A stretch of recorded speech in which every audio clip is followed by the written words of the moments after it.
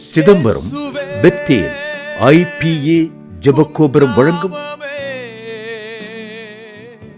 உங்கள் வாழ்வின் மாற்றத்தின் நேரம்.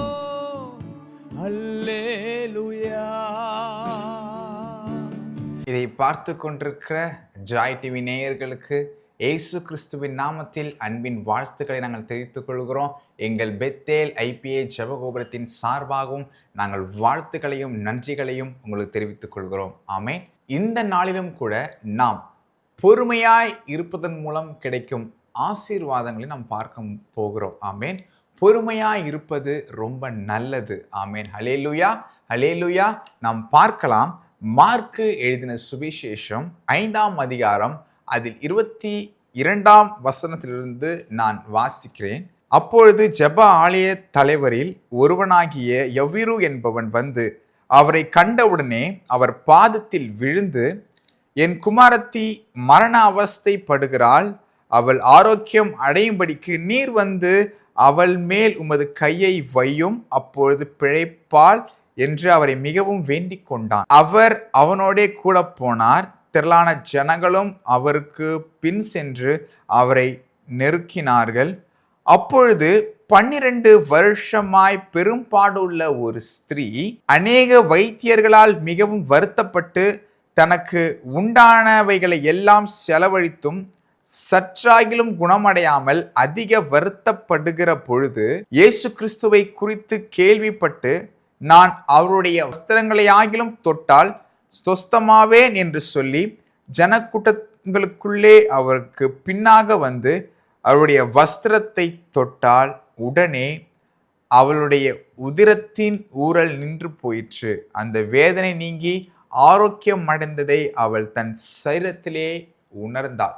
இப்போ இயேசு கிறிஸ்துவின் இடத்துல ஜெப ஆலய தலைவன் ஒரு பாஸ்டர் என்ன பண்றாரு அப்படின்னா, இயேசு கிறிஸ்துவனிடத்துல வந்து தம் மக மரண அவஸ்தைப்படுகிறாள், நீர் வந்து உமது கையை வைங்க, அந்த பொண்ணு சொஸ்தமாயிருவா, குணமாயிருவா அப்படின்னு சொல்லுகிறப்போ இயேசு கிறிஸ்து சரிப்பா நான் வரேன் அப்படின்னு சொல்லிட்டு இயேசு கிறிஸ்து கூட போறாரு. கூட போகும்பொழுது திரளான ஜனங்கள் என்ன பண்றாங்கன்னா இயேசு கிறிஸ்துடைய போறாங்க.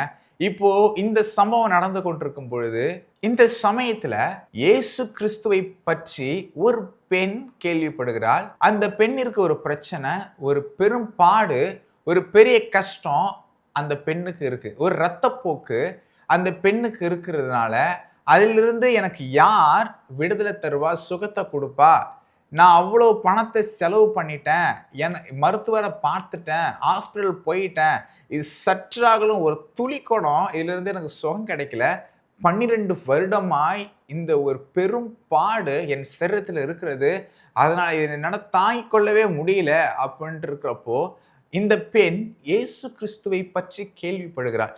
இயேசு கிறிஸ்து சுகம் அளிக்கிறவர், இயேசு கிறிஸ்து நம்முடைய வாழ்க்கையில் அற்புதங்களை செய்கிறவர் என்று அந்த பெண் கேள்விப்படும் பொழுது அந்த பெண் அந்த கூட்டத்திற்குள்ளாக ஓடி இயேசுவை பார்த்து பேசும் அளவிற்கு அந்த கூட்டத்தில் நேரம் கிடைக்கல. அதனால என்ன பண்றாரு அப்படின்னா, அந்த பெண் வேகமா போயிட்டு அந்த கூட்டத்திலையும் இயேசு கிறிஸ்துனுடைய வஸ்திரத்தை தொட்ட மாத்திரத்துல அந்த சுகமளிக்கும் வல்லமை என்ன பண்றது அப்படின்னா அந்த பெண்ணுடைய சிரத்தில் வரும் பொழுது அந்த பெண் குணமாகிறாள். உடனே அவளுடைய உதிரத்தின் ஊறல் நின்று போயிற்று. அந்த வேதனை நீங்கி ஆரோக்கியம் அடைந்ததை அவள் தன் சரீரத்திலே உணர்ந்தாள். 12 வருடமாய் இருந்த அந்த ஒரு பிரச்சனை, 12 வருடமாய் இருந்த அந்த ஒரு வியாதி, 12 வருடமாய் இருந்த அந்த ஒரு கஷ்டம், அந்த ஒரு நொடி பொழுதுல அந்த வஸ்திரத்தை தொட்ட மாத்திரத்துல அந்த பெண் விடுதலையாகிறா, சுகமாகிறா. கவனிங்க, இந்த சம்பவங்கள் நடந்து கொண்டே இருக்கிறது. யவீரு என்ன பண்றாரு அப்படின்னா இயேசு கிறிஸ்துவ அவர் சீக்கிரமாய் தன் வீட்டுக்கு அழைச்சிட்டு போகணும். ஏனென்றால் ஒரு சில மணி நேரங்களுக்குள்ளாக போல அப்படின்னா யவீருடைய மகள் மரித்து போவாள். அதனால யவீர் என்ன பண்றாரு அப்படின்னா இயேசு கிறிஸ்துவ வேக வேகமாக தான் வீட்டிற்கு என்ன பண்றாரு அப்படின்னா இயேசு கிறிஸ்துவ கொண்டு வராரு. இந்த கொண்டு வரும்போது ஜன கூட்டங்கள் இருக்கிறாங்க. அப்போ இந்த அற்புதம் நடக்குது. இயேசு கிறிஸ்துவின் ஒரு பக்கம் யவீர், மறுபக்கம் பெரும்பாடு உள்ள ஒரு ஸ்திரீ. இப்போ யவீர் தன் மகளுக்காக என்ன பண்றாருன்னா இயேசு கிறிஸ்துவ அழைச்சிட்டு போயிட்டு இருக்கிறாரு, ஒரு சீக்கிரம் போய் சேரணும். மறுபக்கம் ஒரு அற்புதம் நடந்துட்டு இருக்குது. பெரும்பாடு உள்ள ஸ்திரீ குணமாயிட்டாங்க. குணமாயிட்டோன்னே இப்ப இயேசு கிறிஸ்து கேட்கிறார், என்ன கேட்கிறார் அப்படின்னா, யார் வஸ்திரத்தை தொட்டது? யாரோ ஒருத்தங்க ஹீலா இருக்கிறாங்க. அவங்க சீஷர்கள்லாம் சொல்றாங்க, இவ்வளவு ஜனங்க இருக்கிறாங்களே, யாருன்னு எப்படி தெரியும் அப்படின்னு கேக்குறாங்க. இல்ல, என்னிடத்துல இருந்து ஒரு வல்லமை புறப்பட்டதை நான் உணர்ந்திருக்கிறேன் அப்படின்னு சொல்றப்போ, அந்த சுகத்தை பெற்ற பெண் இயேசுவினிடத்துல வந்து என்ன பண்றாங்க அப்படின்னா, நான் உம்மிடத்திலிருந்து சுகத்தை பெற்றேன் என்று சொல்லி தனக்கு நடந்தவைகள் எல்லாவற்றையும் இயேசுவினிடத்துல சொல்றாங்க. இயேசுவும் முழுவதுமாய் கேட்கிறாரு. அங்க எல்லாரும் கேட்கிறாங்க.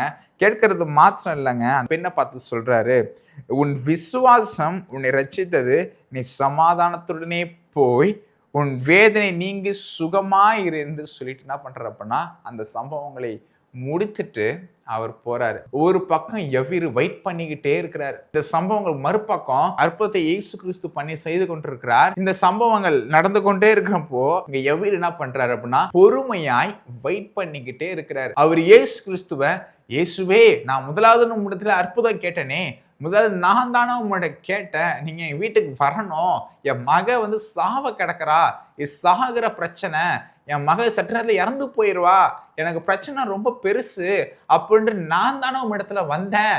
நீங்க இப்போ ஒரு பெண்ணு சுகம் கொடுக்குறீங்க, அது மாத்திரம் இல்லாம கொஞ்சம் நேரம் அவங்க டைம் ஸ்பெண்ட் பண்ணிட்டு இருக்கீங்களே இந்த கூட்டத்துல அப்படின்னு சொல்லிட்டு இயேசு கிறிஸ்துவின் இடத்துல அவன் கோபித்து கொள்ளல. இயேசு கிறிஸ்துவின் இடத்துல அவன் என்ன பண்ணல அப்படின்னா எதுவும் சொல்லல. பொறுமையாய் அமைதியாய் இயேசுவின் இடத்துல அருகாமையில இந்த சம்பவங்கள் எல்லாம் எவ்விருவும் அங்க உள்ள எல்லா ஜனங்களும் பார்த்து கொண்டிருந்தார்கள். இந்த சம்பவங்கள் நடந்து கொண்டிருக்கையில ஒரு பெரிய அதிர்ச்சி எவ்விருக்கு நடக்குது. என்ன அப்படின்னா 35வது வசனத்துல நான் பார்க்கும் பொழுது, அவர் இப்படி பேசி கொண்டிருக்கையில் ஜெப ஆலய தலைவருடைய வீட்டிலிருந்து சிலர் வந்து, உம்முடைய குமாரத்தி மரித்து போனால் அப்படின்னு சொல்லிட்டு என்ன பண்றாங்க அப்படின்னா எவ்விரிட்ட சொல்றாங்க. இப்ப கவனிங்க, அவனுக்கு சற்றென்று ஒரு கோபம் வந்திருக்கணும். இயேசுவே, நான் அவனுடைய கூட்ட மாத்திரத்துல நீ எங்க வீட்டுக்கு வந்திருப்பீங்கன்னு சொன்னா பிள்ளை மரித்து போயிருக்க மாட்டா, என் பிள்ளைக்கு சுகமா இருக்கும் அப்படின்னு சொல்லிட்டு. ஆனா கவனிங்க, எவ்விரு பொறுமையா இருந்தது மாத்திரம் இல்லைங்க, எவ்விரு வீட்டில இருந்து வந்து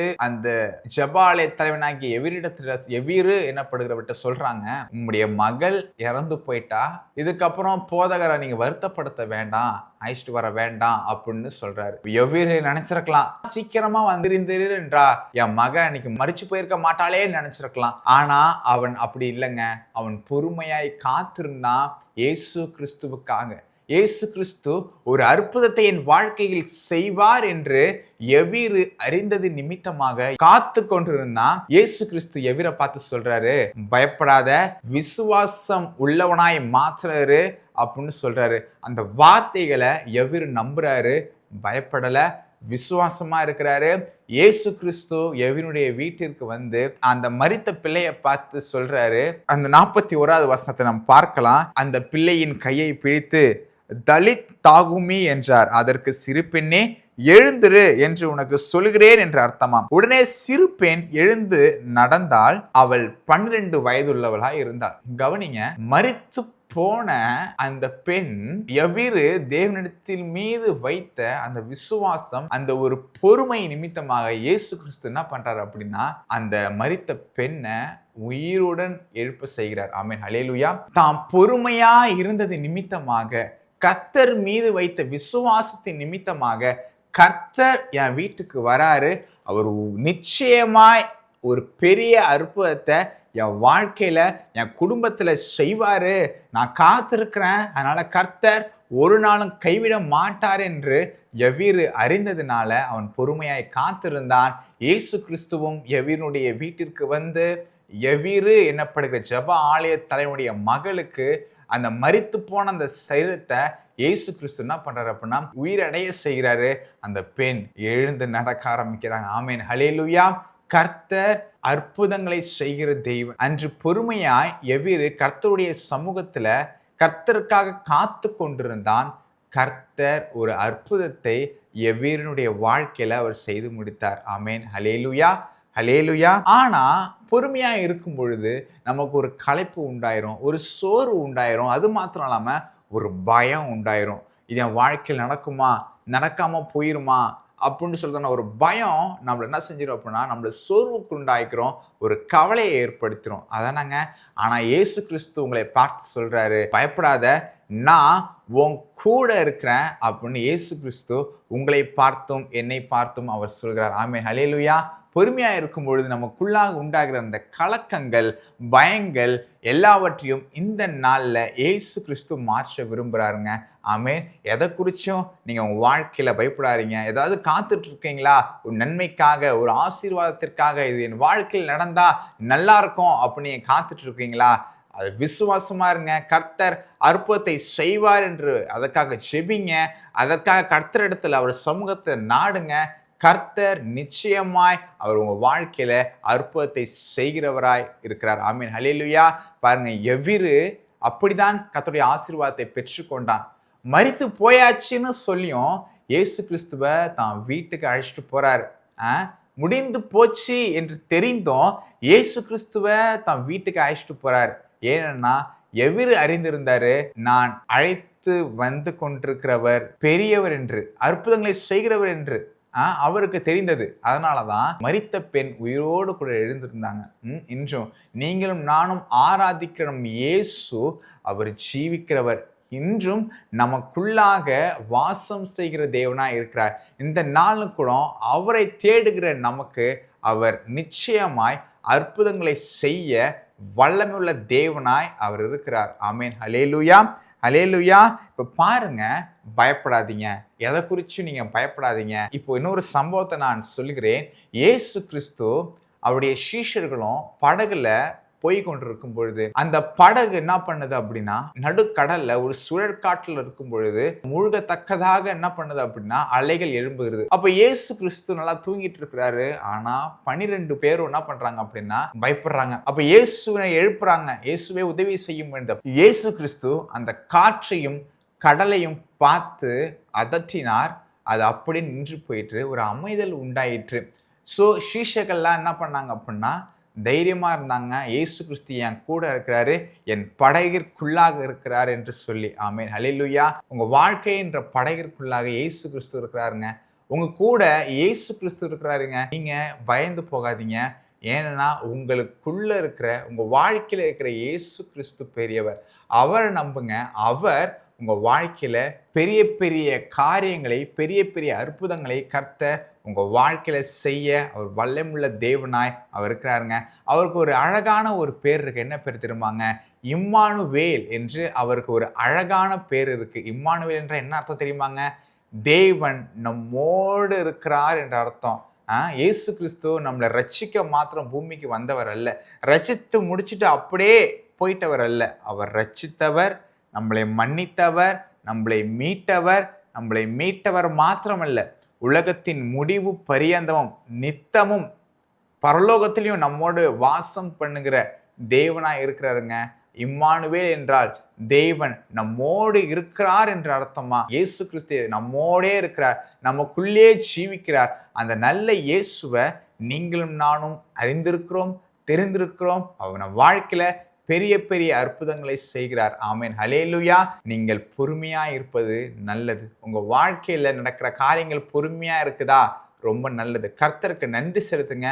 கர்த்தர் உங்க வாழ்க்கையில பெரிய காரியங்களை செய்வார். எப்படி எவிற்கு அவன் காத்திருந்த பொழுது ஒரு அற்புதத்தை செய்தாரோ, அதே போல இயேசுவுக்காக ஒரு அற்புதத்திற்காக காத்துட்டு இருக்க உங்க வாழ்க்கையில கர்த்தர் ஒரு பெரிய காரியங்களை ஏற்ற வேளையில நேர்த்தியாக அற்புதமாக அவர் செய்து முடிக்கிற தேவனாய் அவர் இருக்கிறார். ஆமென், ஹல்லேலூயா.